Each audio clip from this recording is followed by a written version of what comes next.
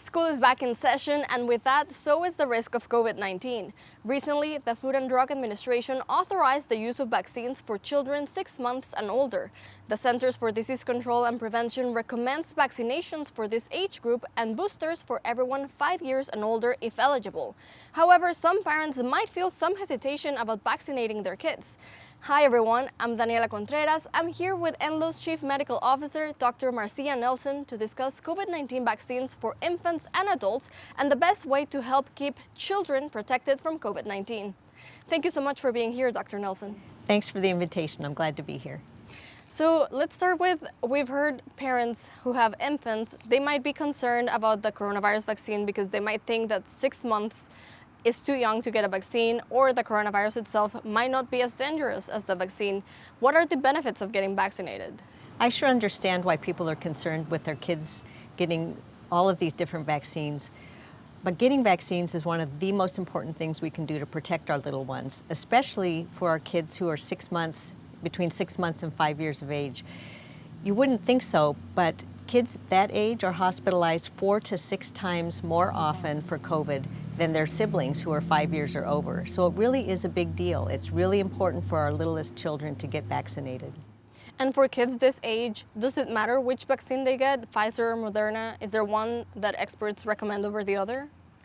Get whatever one is available. They're both the same type of vaccine. And besides vaccinating kids this age, is there any other way that we can protect kids that are under 5 years old? The most important thing we can do to protect our littlest ones is to get vaccinated ourselves. We have to stop the transmission somewhere. So if parents get vaccinated, if their older siblings get vaccinated, that will also help protect the littlest kids. Okay, and then for kids that are older than 5, do we recommend they get boosted? There's a booster approved for kids who are 5 and over. So yes, with COVID, one thing we know is that it keeps changing and we keep needing to boost our immunity. How can we prepare the children to get vaccinated? The same way that we prepare our kids for any vaccination. We have to not be afraid ourselves. We have to talk about it as a good thing and just to be there to console them if they are afraid to get a shot. And if one of the kids already had COVID-19, do we still recommend getting the vaccine? Yes, definitely. But you can wait about 90 days.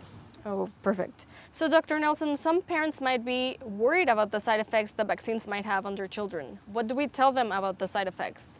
Kids, just like anyone else, can have some side effects from the vaccine, and they can feel under the weather for a couple days even.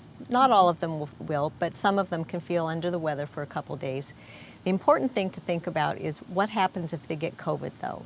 If a little one gets COVID, they won't be able to go to daycare. They'll pass it to their siblings, which will then extend the amount of time that parents may have to be at home taking care of kids. Okay. So it's really better to try to treat the side effects, if you have any, instead of having COVID go through the whole family and having to stay home for multiple days or even weeks. That makes so much sense. Do you anticipate that the little ones, the ones between 6 months and 5 years old, will they eventually need boosters? It's a guess, but I would say probably. Just like with everything with COVID. COVID is changing and we're trying to keep up with it. The way I think about it is really analogous to the flu shots. With flu shots, it changes every year because the flu that's in the community changes every year. So I expect, although I don't know, but I expect that it'll be the same for COVID. So that means that for us adults, we will get second and third boosters eventually. I expect that we'll continue to get boosters. Yeah, okay.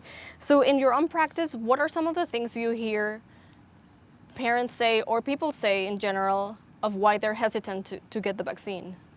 Over these past 2 years, people have been apprehensive about getting the COVID shots, worried that they were developed too quickly.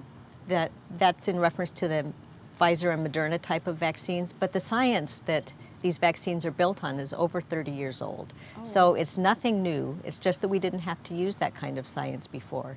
There's 2 other types of vaccines that use different technology, different science for them, and some of them are very standard. Some of the science is very standard, so it's not new science. We're just using it now. It's been in the wings for us. And then other people are concerned because they had heard there might be contaminants in the vaccines, which really can't happen, especially the fragments of metal, for example, because the needles are far too small to pass a shard of metal, and also the quality control is excellent with the vaccines. Millions and millions and millions of doses of vaccines have been given safely, which I think is proof that they're safe for us to get. Some people might dismiss the vaccine because they see people who are vaccinated, they still get sick. What do we tell those people to reassure them? People who have vaccines are less likely to have severe COVID or die of COVID, and that to me is a great reason to get the COVID vaccines.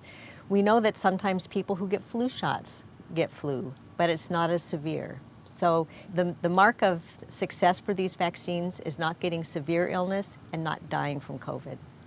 Is there anything else that you would like to add that I didn't ask you? I think you covered it. Thanks, Daniela. Thank you so much for being here, Dr. Nelson. You're welcome.